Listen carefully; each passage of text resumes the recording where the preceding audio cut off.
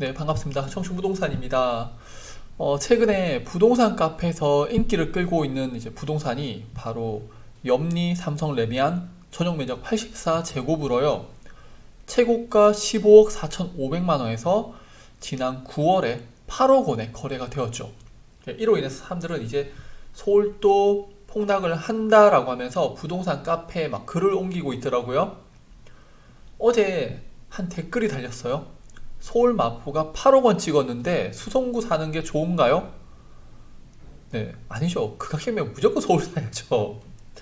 그런데 그 가격에 과연 살 수 있냐는 거죠. 에테르노 청담 아이유 옆집을요 1억 원에 살 수 있으면요 무조건 사겠죠. 근데 중요한 거는 그렇게 파는 사람이 없다는 겁니다. 서울 마포 8억 원에 살 수 있으면 무조건 사야죠. 그걸 왜 망설여요? 문제는 살 수 없다는 거예요. 제가 부동산 유튜브를 하면서요 강하게 이야기하는 게, 무주택자들은 이번 기회를 통해서 좋은 지역에 급매가 나오면은 주택을 매수하라는 거, 그리고 부자들은 조정시장을 증여의 기회로 삼는다는 겁니다. 염리 삼성 레미안의 경우는 2021년 9월에 15억 4,500만원으로 거래 후에 매매가 없죠. 현재 호가도 낮아져서 한 14억 5천만원입니다. 그런데 올해 9월에 8억 원에 거래가 되었는 거죠. 이게 거래가 너무나 안 되다 보니까 누군가 던졌겠구나. 이제 뭐 서울 부동산 또 하락한다는 뉘앙스로 뭐 부동산 카페 등에 글이 올라오는데요. 전세를 확인해 볼게요.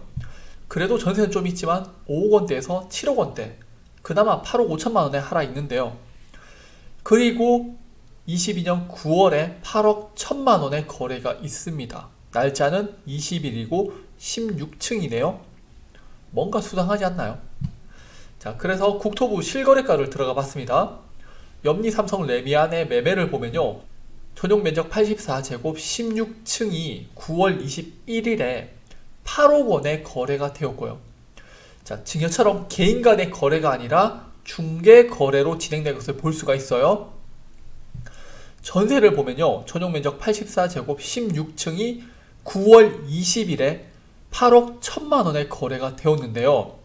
자, 다른 집일 수도 있겠죠. 하지만 저는 정황상 동일한 집이라고 생각이 되고요. 매매가는 8억 원인데 하루 전에 거래된 전세가는 8억 1천만 원입니다. 자, 역전세인데 매수를 했다? 이게 요즘 빌라에서 보는 무자본 투자 아닌가요? 자, 이는 모기사에서 나온 가족 간 매매 방식에 대해서 이야기를 합니다.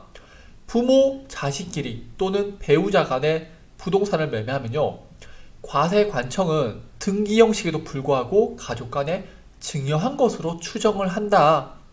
따라서 매매 방식으로 소유권 이전 시 실질적인 매매가 될 수 있도록 증빙을 준비해서 과세관청에 설명할 수가 없다면은 양도세가 아닌 증여세가 과세될 수 있다. 밑에 걸 보면요, 결국 은행에서 차입한 자금이나 매매 물건에 설정된 전세 보증금 등과 같이 3자에 대한 채무를 승계하는 방식이 증여가 아닌 매매를 입증하는 유용한 증빙이 된다. 자, 이 내용에 의하면요, 전세 8억 1천만 원 있는 것을요 8억 원에 매매하면은 가족 간이라도 합법적인 매매가 되는 거죠. 자, 이 내용을 쉽게 그림으로 보여주는데 제가 생각하는 하나의 예시예요. 2022년 9월 20일에 전세 세입자는 전세 보증금으로 8억 1천만 원을 주고 계약을 합니다. 그리고 부모님은 이 집을 2022년 9월 21일에 매매가 8억 원으로 자녀에게 매도를 하는 거죠.